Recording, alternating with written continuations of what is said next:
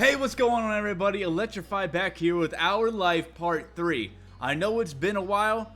Work has been crazy busy, but I'm ready to jump right back into it and continue the series on with y'all. Without further ado, let's jump right back into it. Alright, so we're continuing. We left off, we did some shopping, and now we're gonna grown up. I guess we're moving up in the life. One sweltering summer day, you were in your living room, Cove, listening to the sounds of the birds chattering outside the window while you lay across the rug on the floor. Cove's dad had dropped him off earlier, and your moms had left the two of you, along with Lizzie, to play amongst yourself. It had been too hot to go outside in the afternoon, at least according to Mommy, so your sister was starting to get impatient waiting for her golf class that evening. The three of you had trouble finding something fun to do. The beach and the playground were off limits, and you felt that it was too warm for anything like playing with your fuzzy toy animals. Then suddenly, a light came to Lizzie's big brown eyes, and her smile spread wide across her face. Having an idea gave her a new wave of energy. Since we're stuck inside, we should be adults. They don't play outdoors anyways. They're always inside telling everybody they're too busy to play. Why? I said why, and it'll be fun, duh. What do they do inside that we don't, besides use the phone a lot? Excluding a small huff, Lizzie decides to ignore Cove. Jessica, what do you think? Do you want to? Cove said it. That doesn't sound fun. I bet we could come up with something else. I don't know, I want to. Let's go, let's roll with it. You do? Seriously? Yeah. Hooray! Let me think. What do I want to be? Satisfied that neither of you were worried about to bail on her, Lizzie thought over her options while you watched. After a few seconds, she clapped her hands together and beamed, apparently having settled on something without asking either of you. Okay, I'm gonna be a professional golfer. Jessica, you and Cove can be a beach volleyball player, a gymnast, or a tennis player. Why can't we pick anything we want? Because I have a fun idea, that's why. Dang, she rude. And we have to play sports as adults? Yep. But there's other kinds of sports too. It isn't the same. What do you think, Jessica? Don't those choices sound super cool? You want to be that, huh? I kind of like those. It really doesn't. Haha, it sounds like a blast. Isn't there anything else we can be? You nodded. Maybe not. It really doesn't sound fun. Lizzie pouted, resting her hands on her hips and tapping her foot impatiently. Well, too bad. I made the plan and you are a part of it, so choose one already. Cove was not impressed with Lizzie's attitude, though he didn't bother talking more about it now. You thought over the list of possibilities: beach volleyball, gymnastics, or tennis. Out of all of them, you preferred to play beach volleyball. If you couldn't spend the afternoon at the beach for real, then you might as well pretend you were there. You could even wear your swimsuit to make it seem more realistic, although Lizzie probably wouldn't let you run off and do that, now that she had you here. Yes, that was clearly the top option. I guess I'll be a volleyball player. Alright. How about you, Cove? I was going to pick volleyball. Lizzie threw her hands in the air, making an annoyed sound. You guys can't be the same thing. That's not how it works. You didn't say that. The rule was picking from the list. You can't keep adding more. Lizzie looked at the two of you, then shook her head, resigned to losing this battle but not the war. Fine. You're both volleyball players, but you're on the same team because there's only one. Lizzie's ponytail bobbed when she proudly stretched her arms wide. The Olympic team. What? We're Olympic athletes who just competed in the Olympics. Cove didn't seem all that impressed with the announcement. He made a face and adjusted the glasses on his nose. That's really specific. That's what makes it fun, anyway. Lizzie marched back and forth in front of the both of you, getting lost in her own imagination.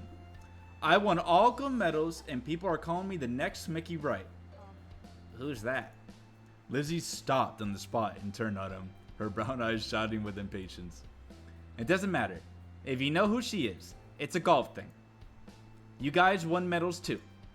Your team placed at silver. It's more real if we're not all first place. Dang, she a little bit rude. Silver sucks, I don't want silver. I'm okay with that. Hey, we can do better than silver. Silver's not bad, nice. You stayed silent. I just stayed silent. You stayed silent and looked at your hands. Next to you, Cove leaned toward Lizzie with a frown. Sorry. Lots of people lose at the Olympics. Them's the breaks. Then you're the one who did, not me. Lizzie looked taken aback by Cove's declaration, as though the thought of her losing was completely absurd. No way! It wouldn't make sense. I'm already practicing my golf game. She took a golfing stance to make her point, pretending to swing her club and hit an invisible ball. So, what kind of house do you want to live in? Cove hadn't changed his mind about winning, but thinking about where he'd live as an adult appealed to him, apparently because he looked back at Lizzie with some of the anger fading. I'm gonna live on the beach. Lizzie made a face at him, poking out her tongue. That's kind of boring. We already have that. No, not like the normal houses here with a street. On it, right on the sand by the water. Just like that, all the tension was back. You hadn't even had a chance to choose where you want to live. That's not very fun or smart, Cove. You can't live on a bunch of sand and shells. But I want to, and I will. Cove narrowed his eyes at Lizzie, even though she stood half a head taller than him. You didn't want to give out a list of things to pick from this time, so I'm picking that. Why are we even playing pretend if we can't imagine anything? Jeez, well, I'm gonna live in a mansion far away from here and far away from you. One with an indoor pool and a place to practice my award-winning golfing. How come you're yelling about mine when your idea is even more impossible? Lizzie's face flushed red, her hands balling into fists at her sides. It is not impossible, and it's better than yours. Disagreements always seemed to crop up when the two of them were together, and you always felt like you were stuck in the middle. But when it came to the topic at hand, this time you thought, would we prefer a mansion? Being on the beach was cooler. You wanted to agree with Lizzie. Cove was right, or you were tired of deciding between either of them. We were pretty tired of their bickering. You didn't engage with their bickering, and instead dreamt up your own dream house. And you weren't going to share your idea with them either. You already knew it was a good one. Yeah, we're keeping it ourselves. You can swim whenever you want if you live on the beach. We can swim anytime we want from where we live now. Being a little closer doesn't mean anything. Says you. Oh, they're getting serious. The two of them scowled at each other. You're being so unreasonable. I don't want to get what you want. This game doesn't make sense. It does. You have to be realistic. I said that. She's a mansion? How ironic. But you're not. You had no idea what to do to make them stop at this point. It seemed like the two of you would just keep working each other up as long as they could. Nothing you said so far kept them from being mad. Thankfully, like a greeting card angel, Mom walked into the room. Lizzie rushed to her, hanging onto the hem of her shirt and poking out her tongue at Cove. Lizzie, Jessica, it's time to get ready to go. Sorry, you have to leave already, Cove. Their mommy said they'll walk you home so you won't be left in the cold. Cove was still glaring at Lizzie, his face flushed red with anger. I can go by myself. But, without giving Mom a chance to stop him, Cove stood up and stalked out of the room, shoulders drawn tight. Okay. Worried Mom turned to look down at you and Lizzie. You two were playing nice with a new friend, weren't you? I lied. Yeah. Reassured that you didn't rat her out, Lizzie flashed you a smile. That's right. We're good hosts in this house. That's what I like to hear. Well, to make sure he comes over again. Lizzie's smiles immediately faded. Ah, right. We better get a move on. Let's go, kids. Nolani, where did you leave the car keys? Mom hustled you all out the door, and he noticed during the car ride to golf practice that Lizzie was quieter than usual. She was usually the first one to request which music to listen to in the car, but she didn't say a thing. Your parents noticed that she wasn't in the mood to be bothered. Which spared her life. They gave her space, and Mommy just asked you what you like to listen to. We picked our favorite song. It always made the car ride more fun. I think I'll go with that one. You chose the soundtrack to a cool movie you saw a couple months ago, and you chose a song you knew Lizzie liked. Maybe that would cheer her up. Nah, it's our turn. Eventually, Lizzie came around and started singing along with you. You both knew all the words, and your moms even sang along too. Ooh, beautiful scenery. We getting some food? I'm with it. When the car ride was over, you spent the twilight hour watching Lizzie hit the things with the other girls her age. You didn't know much about golf, but you could tell that she really liked it. So you sat with your moms and tried to puzzle it out. It was nice sitting outside after being cooped up in the house all day, and you stretched out your legs to let the last few minutes of sun warm up your skin. When the sun was finally out of sight, dipping behind the horizon, you all got ready to leave. Instead of going straight home, your moms took the family out to dinner. That's what I'm talking about.